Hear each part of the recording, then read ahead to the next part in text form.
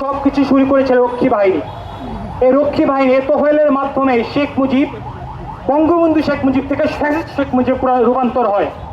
এবং অত্যন্ত আফসোসের বিষয়, এই শেখ মুজিব এবং তোফায়েল এত মানুষকে হত্যাকাণ্ড করার পরেও জাসদের প্রায় 30 থেকে 35,000 কিংবা জাসদের ভাষ্যমতে প্রায় 60,000 নেতাকর্মীকে হত্যা করার পরেও এই জাসদ পরবর্তী সময়ে আওয়ামী লীগের পারপাস সাফ করেছে এবং আওয়ামী লীগকে ফ্যাসিস্ট হয়ে ওঠার জন্য যত রকমের সরঞ্জাম সবকিছুই তারা সাপ্লাই করেছে। এটা আমাদের অত্যন্ত হতাশার বিষয়।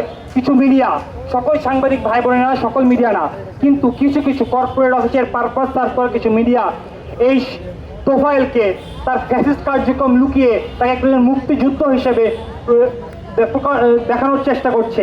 কিন্তু এটা অত্যন্ত আফসোসের বিষয় যে বর্তমানে যে জামুকা আইন আছে, সেই জামুকা আইনে মুজিব বাহিনী কোনো মুক্তিযোদ্ধার সংঘের মধ্যে অন্তর্ভুক্ত হয়নি।